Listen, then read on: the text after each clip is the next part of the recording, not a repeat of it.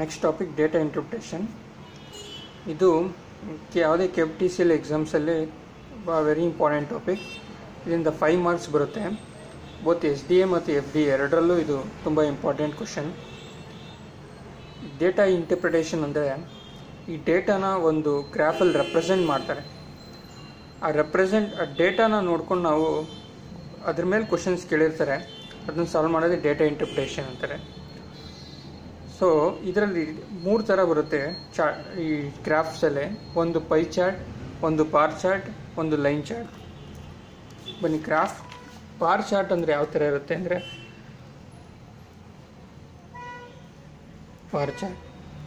Bar ಚಾರ್ಟ್ನ ಈ ಥರ ರೆಪ್ರೆಸೆಂಟ್ ಮಾಡ್ತಾರೆ.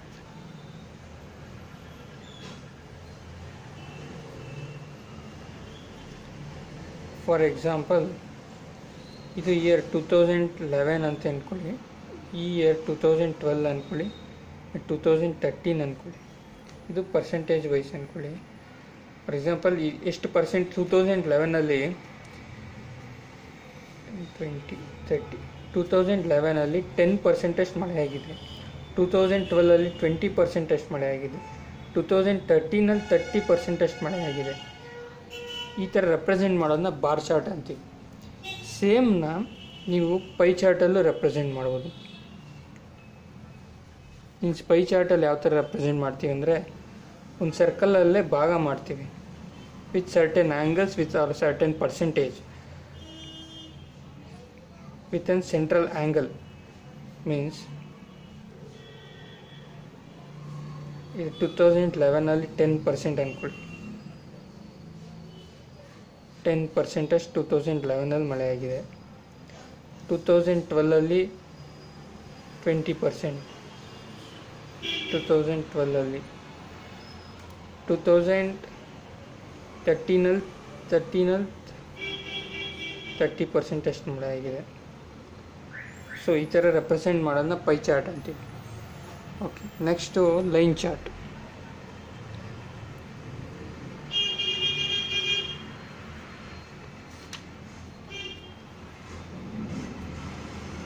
ಲೈನ್ ಚಾರ್ಟ್ ಮೀನ್ಸ್ ಸೇಮ್ ಲೈನಾಗಿ ವಿತ್ ಲೈನ್ ಇರುತ್ತೆ ಅಷ್ಟೇ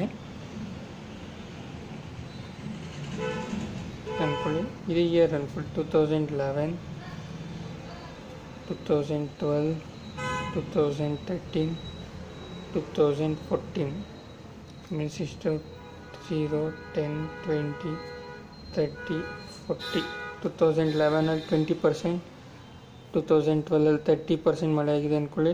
2010 ಅಗೇನ್ 20%, 2014ಅಲ್ಲಿ 30%. ಸುಮ್ಮನೆ ಜಸ್ಟ್ ಇಂಟ್ರಡಕ್ಷನ್ ಕೊಟ್ಟೆ ಯಾವ ಥರ ಚಾರ್ಟ್ಸ್ ಇರುತ್ತೆ ಅಂತ. ಸೊ ಮುಂದಕ್ಕೆ ಹೇಳ್ತೀನಿ, ಒಂದೊಂದೇ ಚಾರ್ಟ್ ಬರೋಣ. ಫಸ್ಟು ಪೈ ಚಾರ್ಟಲ್ಲಿ ಬರೋಣ. ಪೈ ಚಾರ್ಟ್ದು ಒಂದು ಸಾಲ್ವ್ ಮಾಡೋಣ. ಇದು SDA ಬೆಸ್ಕಾಮಲ್ಲಿ ಕೇಳಿರೋಂಥ ಪ್ರಶ್ನೆ. ಕೆಳಗಿನ ಗ್ರಾಫ್ ಒಂದರಲ್ಲಿ ಮ್ಯಾನೇಜ್ಮೆಂಟ್ ಕಾಲೇಜಿನಲ್ಲಿ ಪ್ರತಿ ಕ್ಲಬ್ನಲ್ಲೂ ಇರುವ ಸದಸ್ಯರ ಶೇಕಡಾವಾರುವನ್ನು ಪ್ರಸ್ತುತಪಡಿಸುತ್ತಿದೆ. ಕೆಳಗಿನ ಗ್ರಾಫನ್ನು ಅಧ್ಯಯಿಸಿ ಹಾಗೂ ಕೆಳಗಿನ ಪ್ರಶ್ನೆಗಳನ್ನು ಉತ್ತರಿಸಿ. The graph below represents the percentage of members in each of the clubs in a management college. Study the graph below and answer the following question. Means ಬನ್ನಿ, ಇದು ಒಂದು ಮ್ಯಾನೇಜ್ಮೆಂಟ್ ಕಾಲೇಜ್ನಲ್ಲಿರೋ ಕ್ಲಬ್ಗಳು.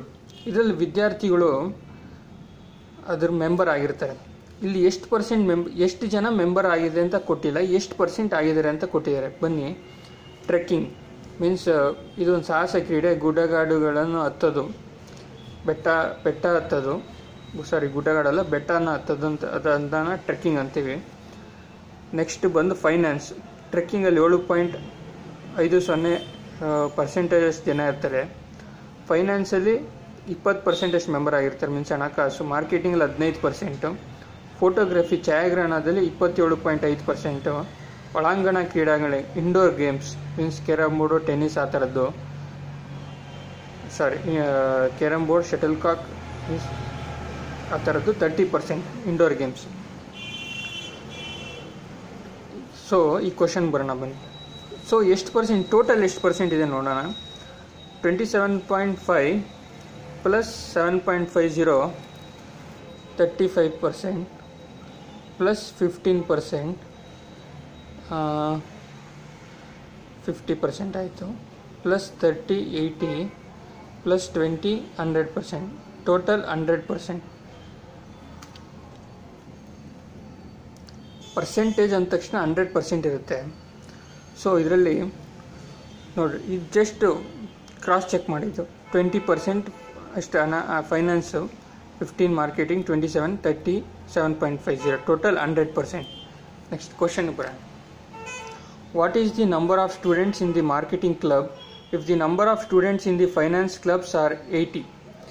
ಹಣಕಾಸು ಕ್ಲಬ್ನಲ್ಲಿರುವ ವಿದ್ಯಾರ್ಥಿಗಳ ಸಂಖ್ಯೆ 80 ಆಗಿದ್ದಲ್ಲಿ ಮಾರ್ಕೆಟಿಂಗ್ ಕ್ಲಬ್ನಲ್ಲಿರುವ ವಿದ್ಯಾರ್ಥಿಗಳ ಸಂಖ್ಯೆ ಎಷ್ಟು? ಈಗ ನಾವು ಕಂಡುಹಿಡಿಯಬೇಕಾಗಿರೋದು ಮಾರ್ಕೆಟಿಂಗ್ ಕ್ಲಬ್ನಲ್ಲಿರುವಂಥವ್ರು ಎಷ್ಟು. ಯಾವಾಗ ಹಣಕಾಸು ಕ್ಲಬ್ನಲ್ಲಿರುವ ವಿದ್ಯಾರ್ಥಿಗಳ ಸಂಖ್ಯೆ 80 ಆಗಿದ್ದಲ್ಲಿ. ಹಣಕಾಸು ಎಲ್ಲಿದೆ? ಇಲ್ಲಿಗೆ ಬನ್ನಿ, ಚಾರ್ಟಿಗೆ ಬನ್ನಿ. ಹಣಕಾಸು 20%, ಮೀನ್ಸ್ ಫೈನಾನ್ಸ್ ಸಲ್ಲಿ 20%. ಫೈನಾನ್ಸಲ್ಲಿ 80 ಆಗಿದ್ದಲ್ಲಿ, 80 ಮೆಂಬರ್ಸ್ ಇರೋ ಆಗಿದ್ದಲ್ಲಿ ಮಾರ್ಕೆಟಿಂಗ್ ಕ್ಲಬ್ನಲ್ಲಿ ಎಷ್ಟು? ಇಲ್ಲಿ ಬನ್ನಿ, ಹಣಕಾಸು ಅಂದರೆ 20%, ಮೀನ್ಸ್ 80 ಜನ ಅಂದರೆ 20%, 20 ಭಾಗ ಅಂದರೆ 80%, 80 ಜನ. ಸೊ ಇಲ್ಲಿ ಇದನ್ನು ಇಲ್ಲೇ ಬರ್ಕೋತೀನಿ. 20% ಅಂದರೆ 80 ಮೆಂಬರ್ಸ್. ಇಲ್ಲಿ ಮಾರ್ಕೆಟಿಂಗಲ್ಲಿ, ಸೊ ಇಲ್ಲಿ 20%ಅಲ್ಲಿ 80 ಮೆಂಬರ್ ಅಂದರೆ ಇಲ್ಲಿ ನಾವು ಕಂಡುಹಿಡಿಯಬೇಕಾಗಿರೋದು ಮಾರ್ಕೆಟಿಂಗ್ ಕ್ಲಬ್ 15%ಗೆ ಎಷ್ಟು ಜನ ಅಷ್ಟೇ. ಸಿಂಪಲ್, ಇದು cross multiplication. 15 into 80 divide by 20. 0 cancel, 2 4s 8, 15 4s 60 members. ಅರ್ಥ ಆಯ್ತಲ್ಲ? ಮೀನ್ಸ್ 80 ಜನ ಫೈನಾನ್ಸಲ್ಲಿದ್ದರೆ 60 ಜನ ಮಾರ್ಕೆಟಿಂಗಲ್ಲಿ ಇರ್ತಾರೆ ಅನ್ನೋದೇ ಅರ್ಥ ಇದೆ. ನೆಕ್ಸ್ಟ್ ಕ್ವಶನ್ ಬನ್ನಿ. ಒಳಾಂಗಣ ಕ್ರೀಡೆಗಳನ್ನು ಪ್ರತಿನಿಧಿಸುವ ವಿಭಾಗದಿಂದ ಕೇಂದ್ರದಲ್ಲಿ ಉಂಟಾದ ಕೋನವು ಒಂದು ಸಮಕೋನವಾಗಿದೆ. ಆಪ್ಷನ್: ಒಂದು ಸಮಕೋನವಾಗಿದೆ, ಒಂದು ಲಘು ಕೋನವಾಗಿದೆ, ಒಂದು ವಿಶಾಲ ಕೋನವಾಗಿದೆ. ಸದಸ್ಯರ ನಿಜವಾದ ಸಂಖ್ಯೆಯನ್ನು ತಿಳಿದು ಹೊರತು ನಿರ್ಧರಿಸಲಾಗುವುದು. ಇಂಗ್ಲೀಷಲ್ಲಿ ಹೇಳ್ತೀನಿ. The angle formed at the centre by the sector representing indoor game club, means indoor game. ಇದು ಇಂಡೋರ್ ಗೇಮ್ ಇದೆಯಲ್ಲ, ಇದು ನಿಮಗೆ ಎಷ್ಟು ಆ್ಯಂಗಲಲ್ಲಿದೆ ಅನ್ನೋದು ಕ್ವಶನ್. ಮೀನ್ಸ್ ರೈಟ್ ಆ್ಯಂಗಲ್ 90 ಡಿಗ್ರಿಯಲ್ಲಿ ಇದೆಯಾ? ಅಕ್ಯೂಟ್ ಆ್ಯಂಗಲ್ ಮೀನ್ಸ್ ಇನ್ನೊಂದು ಕಾನ್ಸೆಪ್ಟ್ ಹೇಳ್ತೀನಿ. ಅಕ್ಯೂಟ್ ಆ್ಯಂಗಲ್ ಅಂದರೆ ಅಕ್ಯೂಟ್ ಆ್ಯಂಗಲ್ ಅಂದರೆ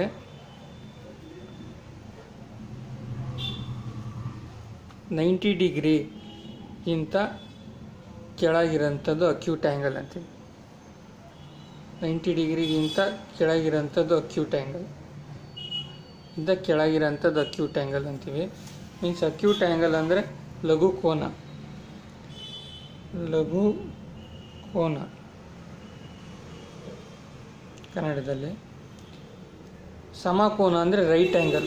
ಎಕ್ಸಾಕ್ಟ್ 90 ಡಿಗ್ರಿ ಇದ್ದರೆ, ಮೀನ್ಸ್ ಹಿಂಗಿದ್ರೆ ದಿಸ್ ಈಸ್ ರೈಟ್ ಆ್ಯಂಗಲ್, ಇದನ್ನು ರೈಟ್ ಆ್ಯಂಗಲ್ ಅಂತೀವಿ.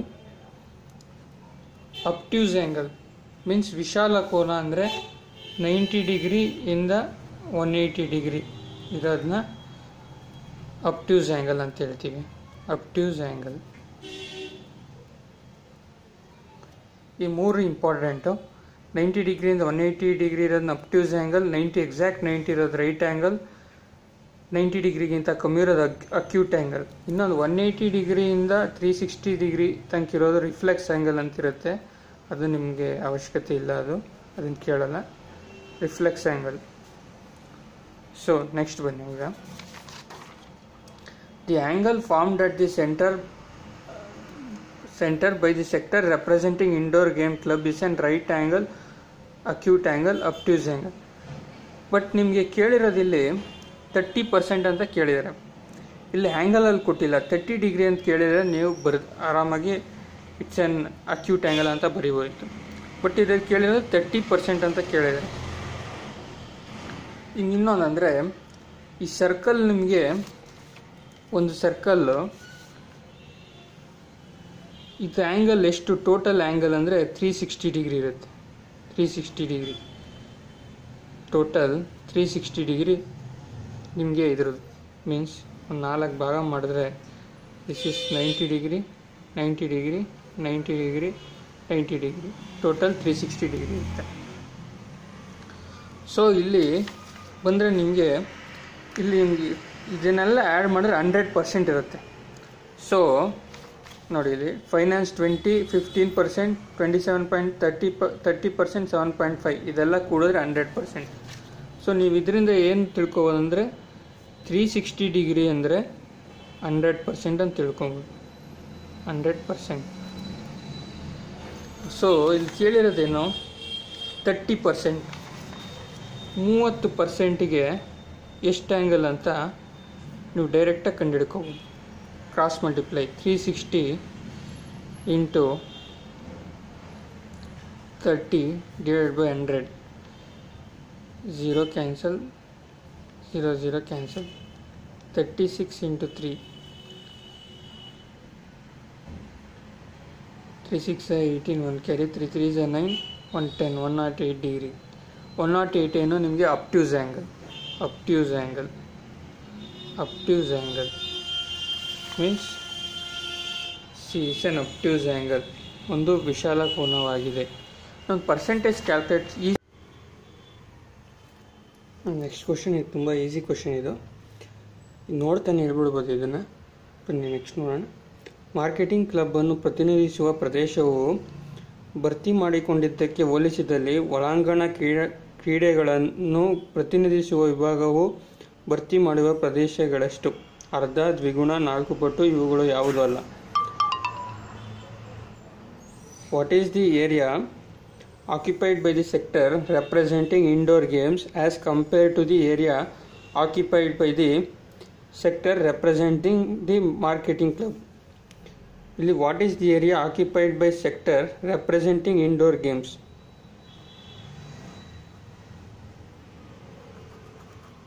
ಇದು indoor games.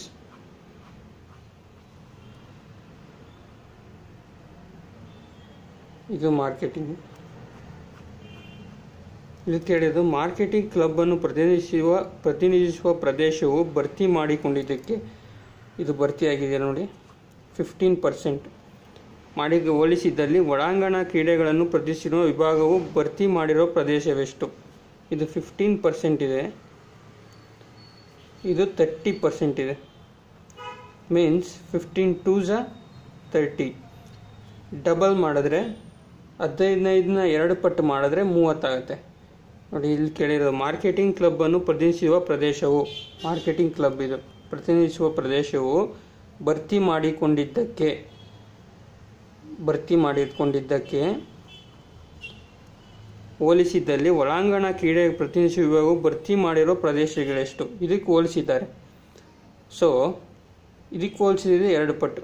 ಸೊ ದ್ವಿಗುಣ, ಡಬಲ್. ನೆಕ್ಸ್ಟ್ ಕ್ವಶನ್ ನೋಡೋಣ ಬನ್ನಿ. ಇದು ನೋಡಿ,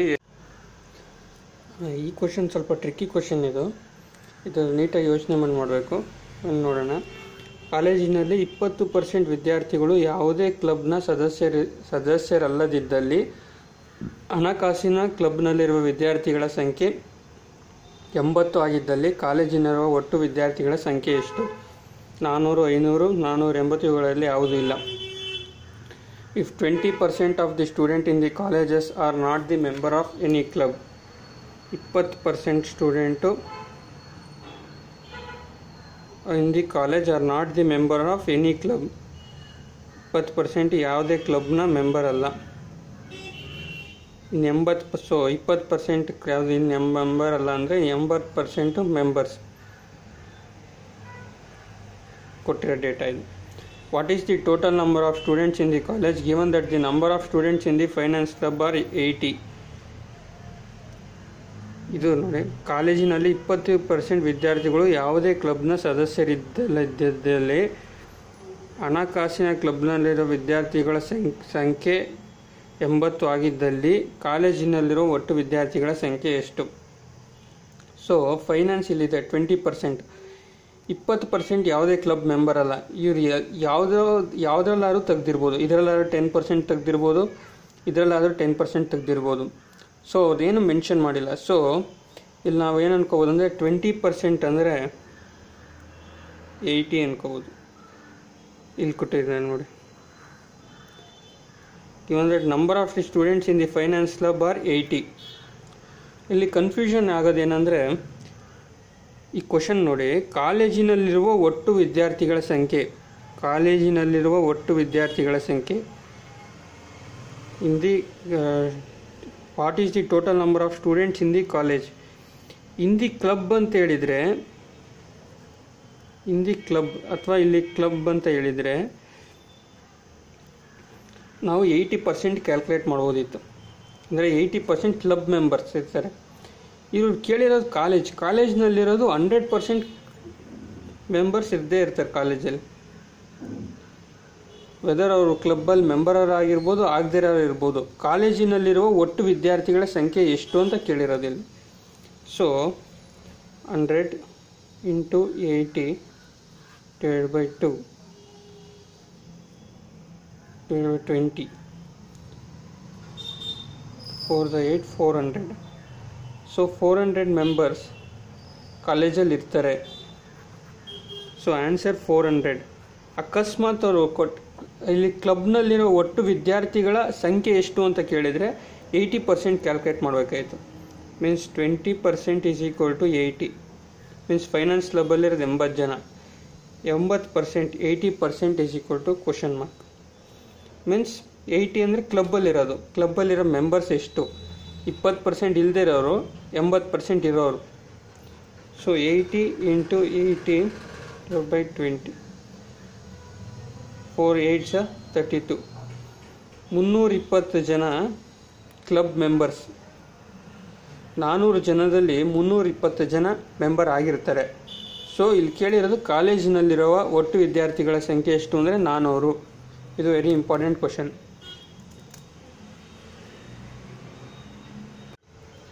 ನೆಕ್ಸ್ಟ್ ಕ್ವಶನ್, ಟ್ರೆಕ್ಕಿಂಗ್ ಕ್ಲಬ್ ಅನ್ನು ಪ್ರತಿನಿಧಿಸುವ ವಿಭಾಗವು ಕೇಂದ್ರದಲ್ಲಿ ಉಂಟು ಮಾಡಿದ ಕೋನವೆಷ್ಟು? ಟ್ರೆಕ್ಕಿಂಗ್ ಕ್ಲಬ್ ಈ 7.5% ಇದೆಯಲ್ಲ, 7.50 trekking club. What is the angle formed at the centre by representing the trekking club? ಈ ಆ್ಯಂಗಲ್ನ ಕಂಡುಹಿಡಿಯಬೇಕು. ಎಷ್ಟು ಆ್ಯಂಗಲ್ ಇದು, ಎಷ್ಟು ಆ್ಯಂಗಲಲ್ಲಿದೆ ಅನ್ನೋದೇ ಕಂಡುಹಿಡಿಯಬೇಕು. ಸೊ ಇಲ್ಲಿ ಪರ್ಸೆಂಟೇಜ್ ಕೊಟ್ಟಿದ್ದಾನೆ, 7.50%. ಇಲ್ಲಿ ಕನ್ಫ್ಯೂಸ್ ಆಗಬೇಡಿ, ಪರ್ಸೆಂಟೇಜ್ ಕೊಟ್ಟಿರೋದು ನಾವು ಆ್ಯಂಗಲ್ ಕಂಡುಹಿಡಿಯಬೇಕು. ಸೊ ಈಗ ಇದನ್ನು ಟೋಟಲ್ ಮಾಡಿದ್ರೆ 27 + 7.50 35 35 20 30 ಮಾಡಿದ್ರೆ 100% ಬರುತ್ತೆ. 100%.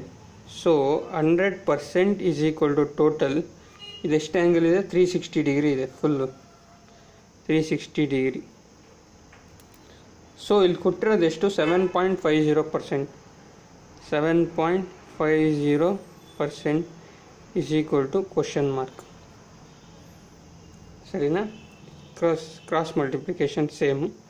7.50 × 360 / 100. 0 0 cancel, 0 0 cancel. 36 × 7.5.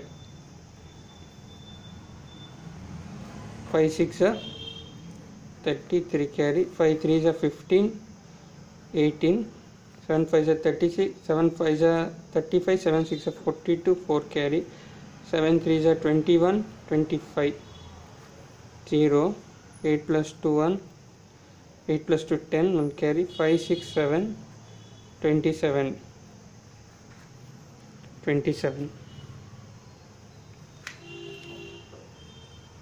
So easy method ಅಂದರೆ ಈ ಥರನೂ ಮಾಡ್ಬೋದು. 100 ಅಂದರೆ